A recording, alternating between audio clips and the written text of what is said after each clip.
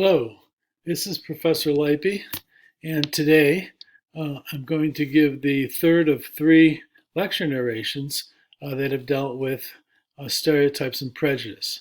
This one will focus on how we can reduce prejudice. Let's start with the contact hypothesis. Gordon Allport's idea generated in the early 1950s and discussed a little bit in his very seminal and influential book entitled The Nature of Prejudice, basically argued that direct contact between hostile groups will basically result in a reduction in prejudice if certain circumstances occur. And right around the time Allport published his book, the very famous Brown v. Board of Education Supreme Court ruling in 1954 ruled that basically racially separate schools were inherently unequal. They violated the Constitution.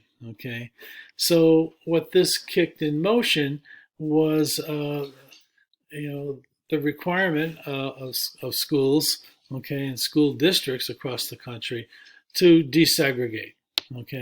So there was an effort to integrate schools, through busing, through basically reordering of classrooms in terms of where students were drawn from. So there was this desegregation movement required as a function of this Supreme Court ruling in the country. And that basically seemed to be a really good thing from the point of view of the contact hypothesis, because now there would be more contact between white and black kids in schools, right? Because formerly it was much segregation. You had like all white schools and schools in which it was all blacks and so on, but here they would desegregate, So a lot of research was done to look at the consequences, the effects of desegregation. It was a way of sort of testing, in some ways, the contact hypothesis. The results of many studies, however, suggested that the effects were not as strong as one would hope.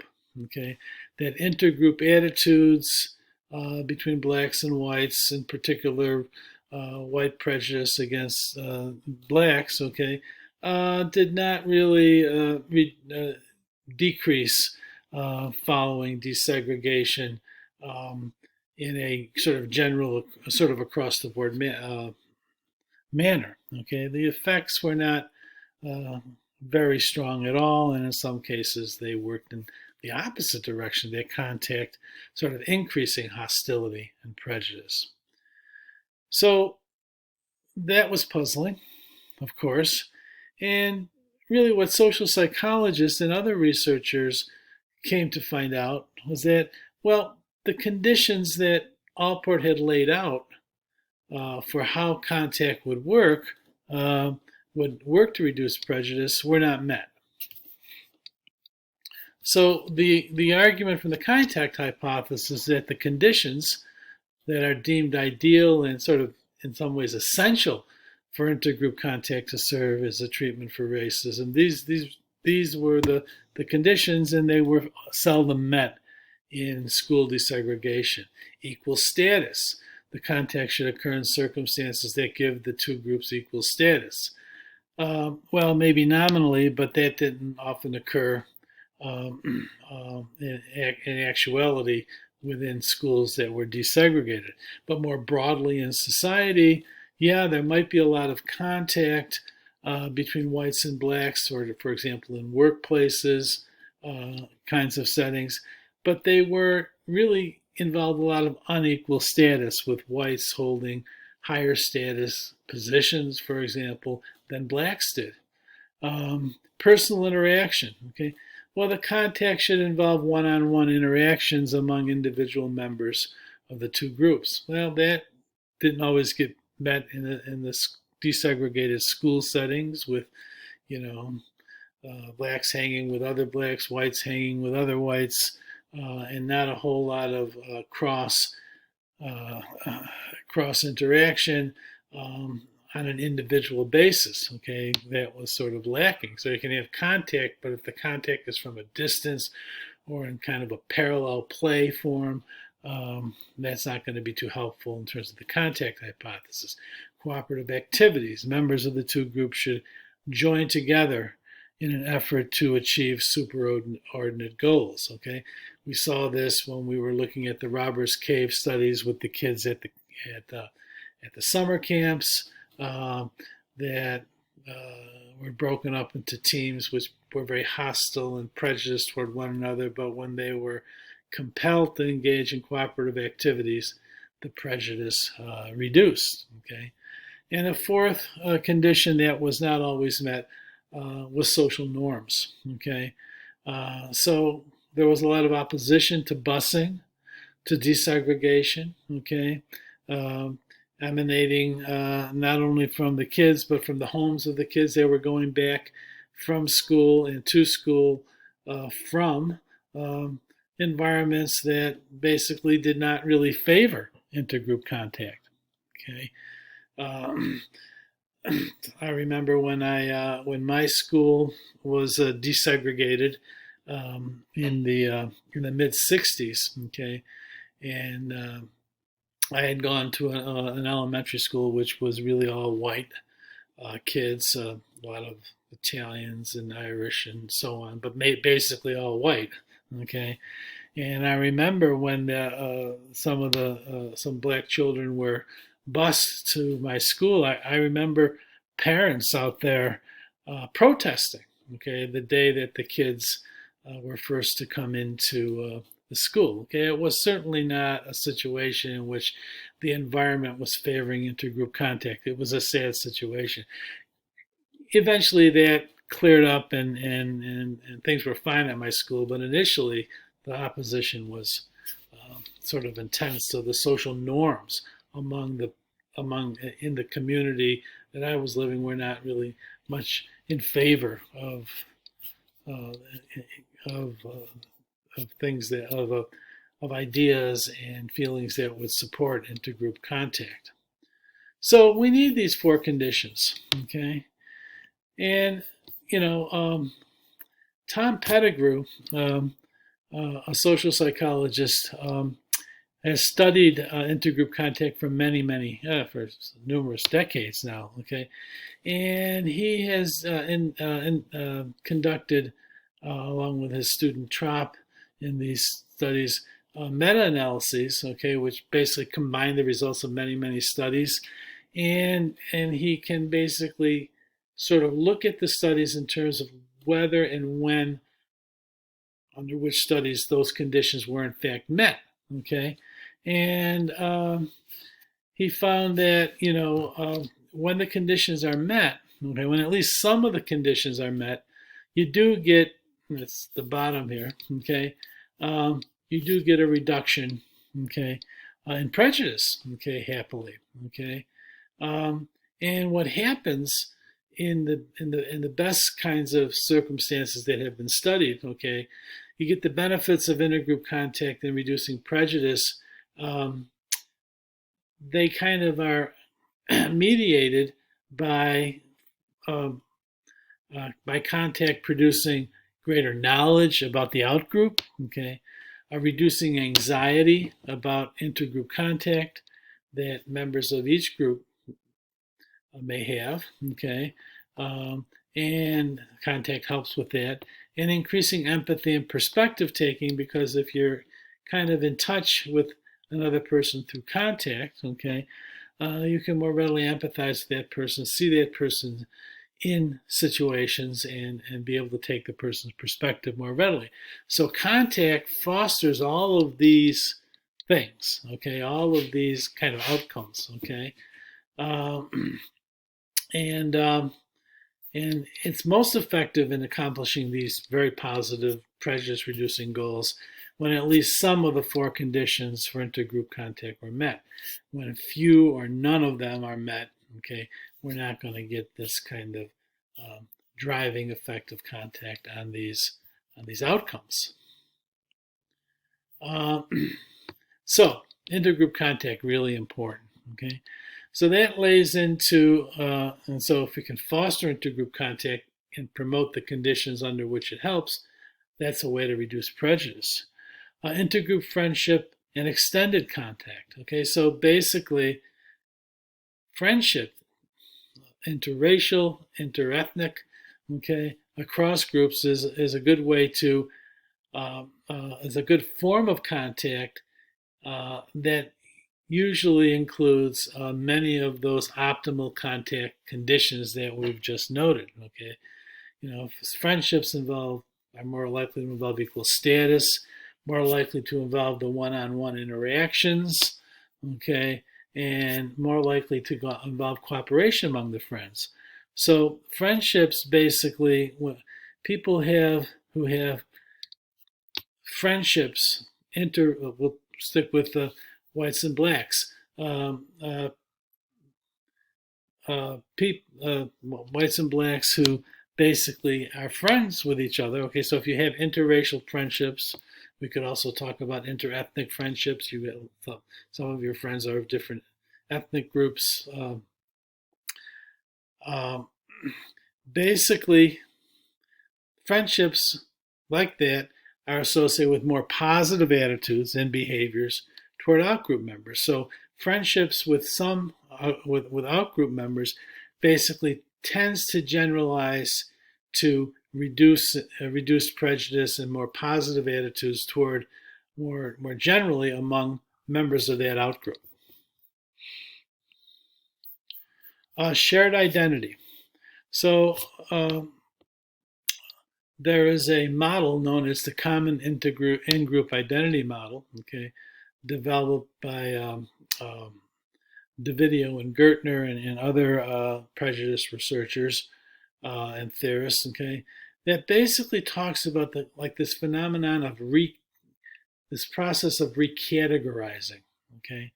So if there are members of different groups, okay, who can kind of see themselves, recategorize themselves as members of the same group, okay, of a more inclusive, so we say superordinate group, intergroup attitudes and relations can improve. So, for perhaps a great example is if we look at, look at John Jay with its John Jay College with its tremendous amount of diversity among students. Okay, so there may be prejudice and bias. Okay, of African Americans toward Latino, Hispanic people, and in turn toward whites. Non-Hispanic whites. And you can all bring in Asian. Okay, they may all harbor prejudices against one another, and maybe less than really positive attitudes. Okay, but when they categorize themselves more generally and can see themselves as members of a more inclusive, a superordinate group, hey, we're John Jay students. Okay, that can help improve. Okay, because that's a common thing they share. You're recategorizing yourself not as African American versus white, okay, if you will, but basically as a John Jay student among other John Jay students, okay, we can see intergroup attitudes and relations can indeed improve, and in fact they do at colleges like John Jay, which have a great amount of diversity, and when students are encouraged and indeed become highly identified with the college, okay, and that's an inclusive kind of group, okay. So the common in-group identity is basically that results, okay. So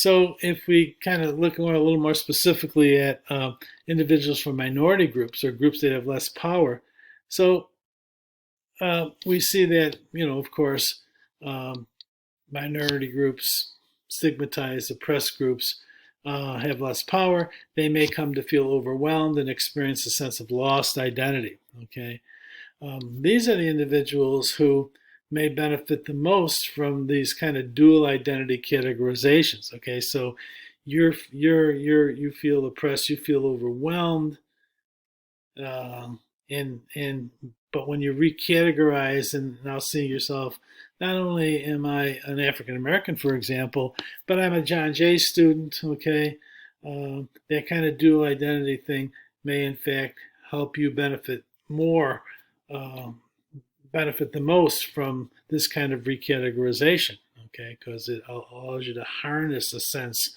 of the power and the more the and positive aspects of being part of this larger group, which includes a lot of people. Okay, so there's that. Shared identities being a way of reducing prejudice, encouraging people to broaden their identities and to groups that encompass um, multiple groups. Trust, belonging, reducing stereotype threat.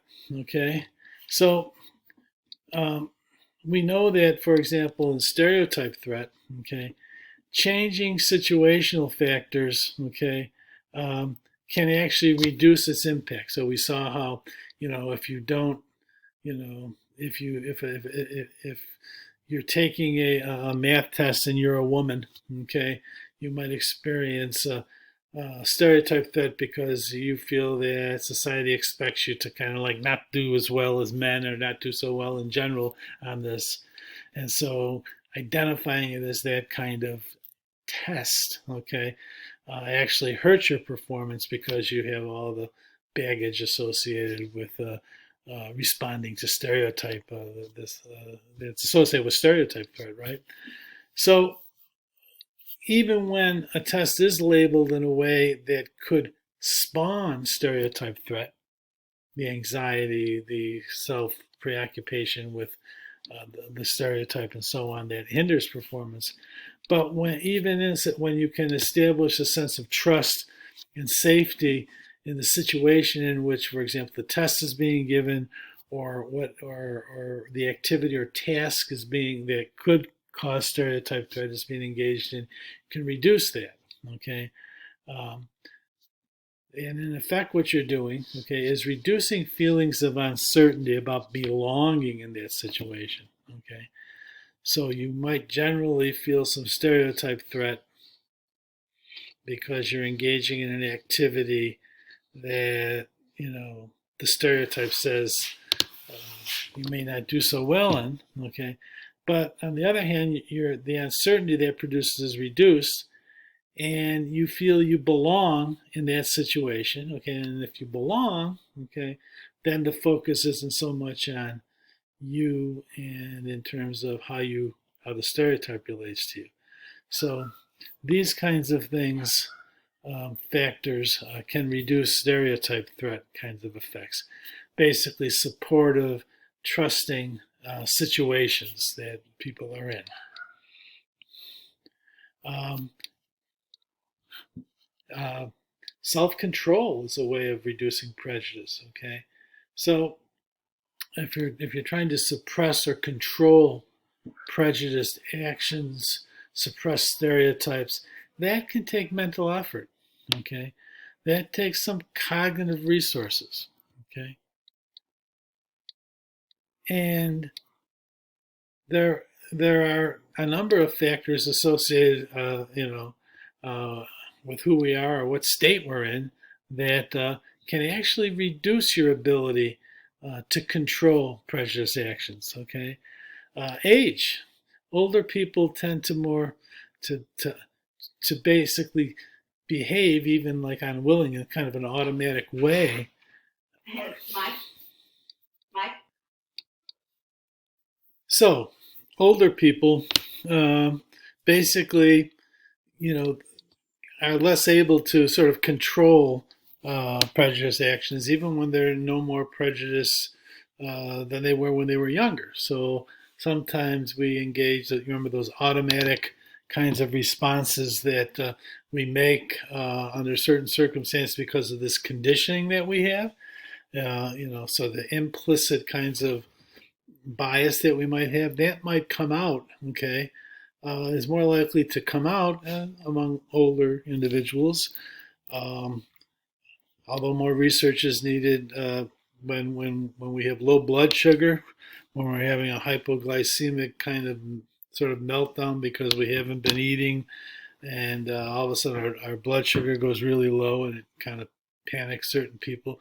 That can be associated with a loss of self-control of prejudice.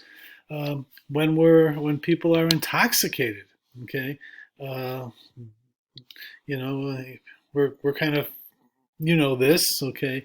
Whether you've experienced it or you certainly have known someone who has in various cases, when someone is drunk, okay, they say things that they would not otherwise say, right? I mean, that people get loose tongued, and so that's a reduction in the mental effort it takes to control stereotypes, control prejudice kinds of automatic responses.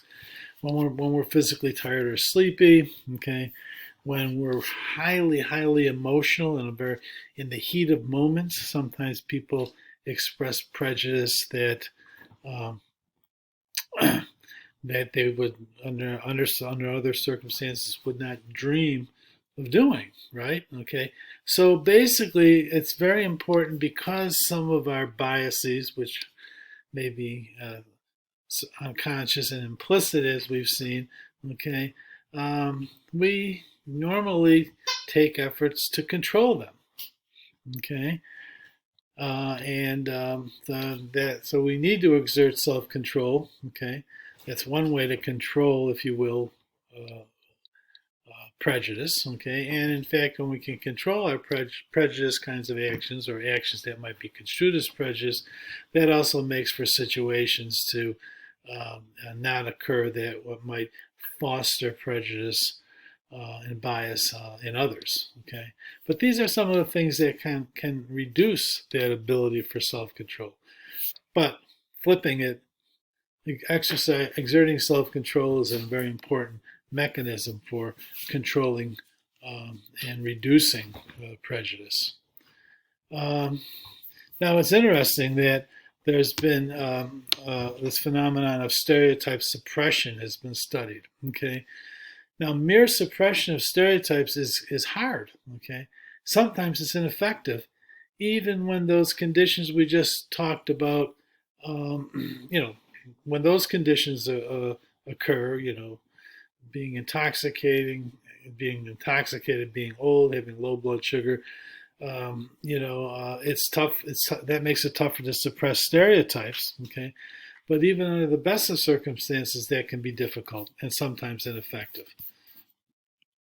So, as we've seen, and as the previous page looking at what might make it even more readily happen, stereotype activation can be a fairly pervasive thing. Okay, it can be spontaneous.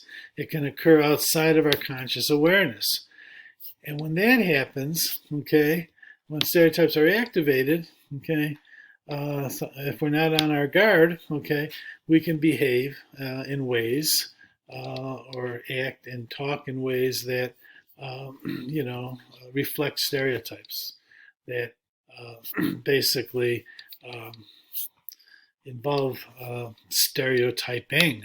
Okay, um, so some people say, well, can't we just say no? Okay, simply resist thinking about the stereotype. Okay, maybe it helps that when the stereotype is activated, that we just be aware of it and suppress it. Okay, and we can be successful in the moment with suppressing a stereotype that has been activated in some way. The problem with actively suppressing a stereotype, not thinking about it, okay, um, is the same problem that we saw previous portion of the course where we talked about ironic processes. Remember the white bear, okay?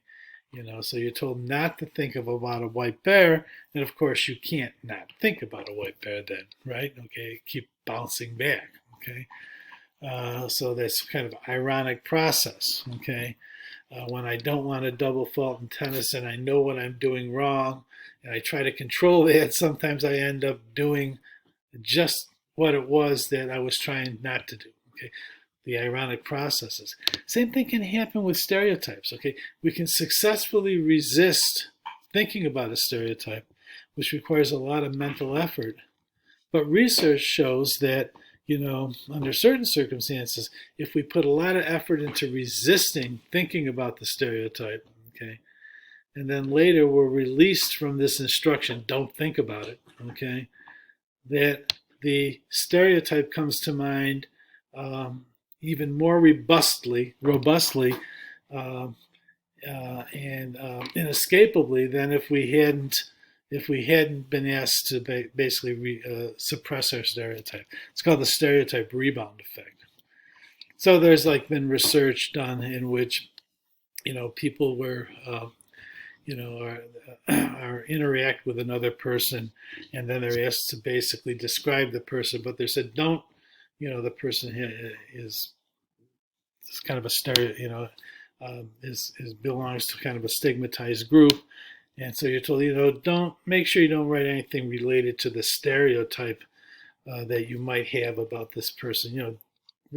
Don't think about that. Describe the person in other ways. Okay, so people are asked to suppress their stereotype as they evaluate and judge and think about this other person that they've interacted with. Okay, and people are successful in doing that. Okay, then they come upon another task where they are basically in the company of another person who shares the stereotype related quality of that person. So it was, in one study, it was like a skinhead, okay, type, okay.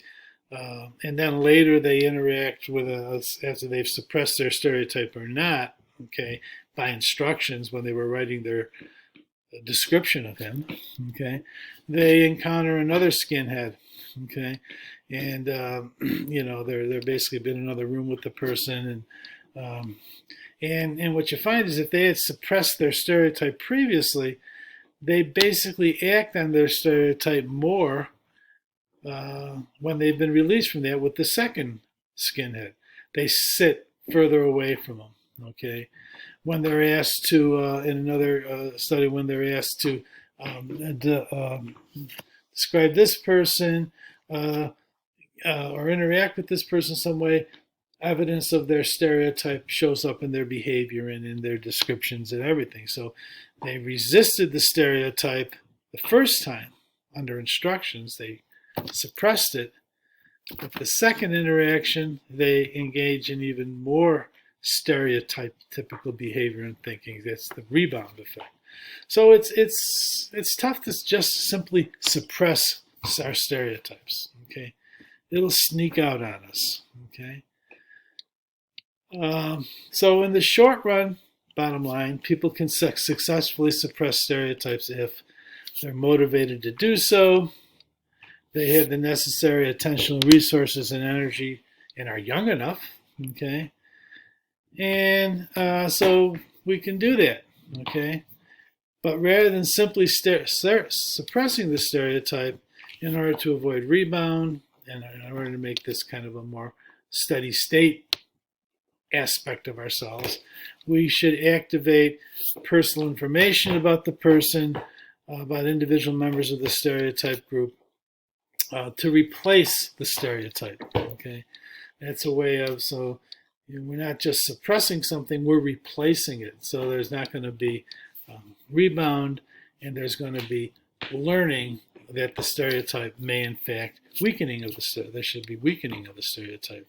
Okay. And in fact, research suggests that we can learn to suppress, to break the stereotype activation habit through practice, through training. We can learn how to just say no, okay, to stereotypes, not by just saying no, but by engaging in these kinds of activities, okay, and having the motivation to do so. Okay, and here are some of the factors associated with that can help reduce stereotype activation in the first place. And we're talking about suppressing it's something that's been activated that we're trying to put down. Okay, but how do we reduce the stereotype activation from occurring in the first place? Take the perspective of a member of a stereotype group, be motivated to be fair, be motivated to like a member of a stereotype group. Okay.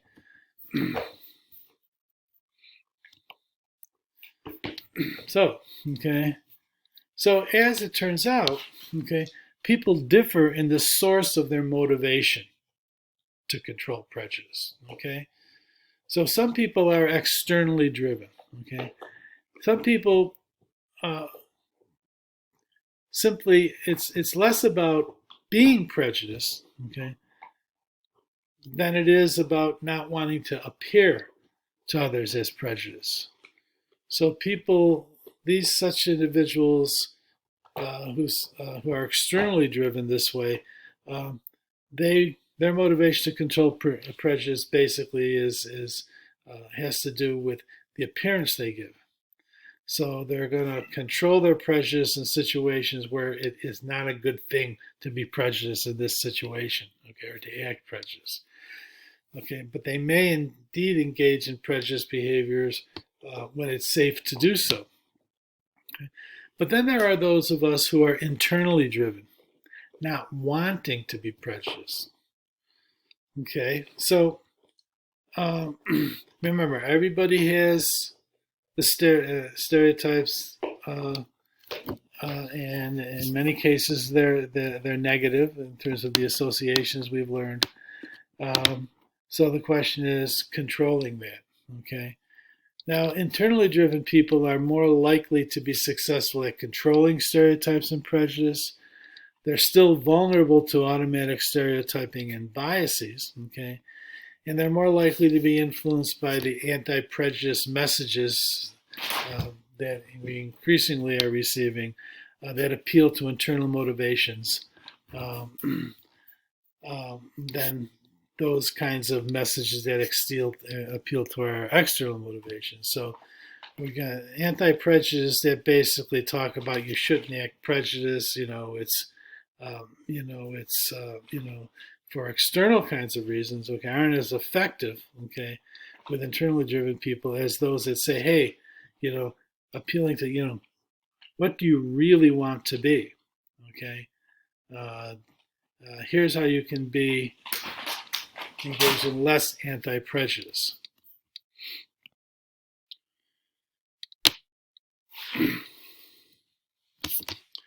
So, some other ways in which we can reduce prejudice, okay?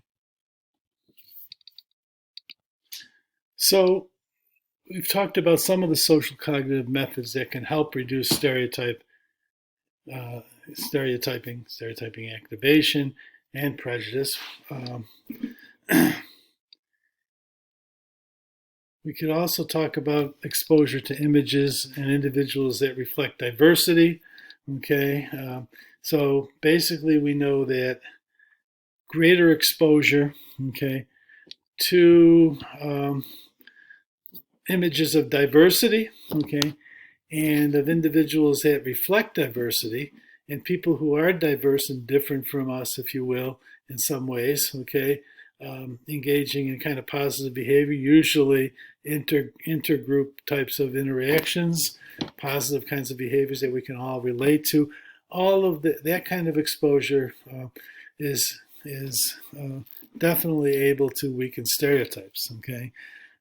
Motivation, norms, and values, they change over time, okay? And that happens often as a result of changes in popular culture. We see a lot of that happening now, okay? And it has won over a lot of people, right? I mean, peer influence, okay? So, one of the things that's known in, for example, if we look at school age kids, okay, um, peer influence, okay, can be even more at certain ages, even more influential than parental influence. Okay, it's so we learned this about cigarette smoking. Okay, so for example, there's been tons of research on that over the decades, and it turns out that you know peer peer influence, it is peers that that are models for non-smokers, that deliver messages to their peers about smoking, that tends to have more of an effect on the smoking behavior of adolescents, okay, than does stern lectures from the parents, even modeling of the parents. Okay, uh, there are certain points in which peers have a more potent influence than parents. And then when we get into an adulthood, okay, it's our peers, okay, who are going to have more of an impact on us, okay, than than in many cases the media, or hearing things or watching things from people who are outside of our groups. So peer influence is basically um, and peer influence can also affect peer influence can also affect how we respond to changing norms. Okay, so we see uh, norms change, and we have this sense. Okay, but it's the so even when we can see that through the media, okay, uh, through advertisements, through many vehicles, okay, um, our sense of whether the norm is actually shifting and whether we're going to accept that shift, okay, uh, has a lot to is much influenced by what our peers think. Okay, when we talk about social influence and conformity and compliance and things like that a little bit later in the course, okay, we'll see the power of the influence of our peers, okay, and the extent to which there's consensus among them in terms of framing how we basically respond to normative rules and things like that. Okay, um, so you can imagine that uh, when people who are in shall we say, a more prejudiced enclave of social enclave of individuals, okay, um, and they witness, okay, the kinds of things in the media, things in music and so on that seem to be reflecting a change, okay, um, you know, reflecting sort of new norms and so on. Well, if there's disapproval of that, okay, if the peers in this kind of, let's say, more prejudiced enclave, okay, of individuals, if they resist that, if they say no, that's really not what's going on, that's bull or whatever, okay, well then that message that's being sent about changing norms is lost on them. They resist it, okay, because their peers do, okay. And we do know that legislation can change behaviors, okay? Uh, the question is, can it change minds, okay? When we talk about cognitive dissonance theory, for example, and other areas in which um, basically back in the years ago after Brown versus Board of Education, the argument was made, well, state ways can change folk ways. Okay, so if we legislate something, gradually it may lead to a change in the behavior and the attitudes. If it changes the behavior, it may also change the attitudes. Okay, sometimes it doesn't work. Okay, but as we'll see about the possibility that legislation can in fact change behaviors. We know that. Okay, and we'll see the possibility that it could also change attitudes and prejudice and things like that as we when we get to there. Uh, but as we've seen with discrimination kinds of legislation, which did change behavior and in many ways increase the contact. Okay, under good circumstances, we have seen beyond the change of behavior, changes in attitudes. Okay, that's it for now. Okay, that will complete the third narration on prejudice and stereotyping. And so we will see you next when we start talking more specifically about attitudes and persuasion.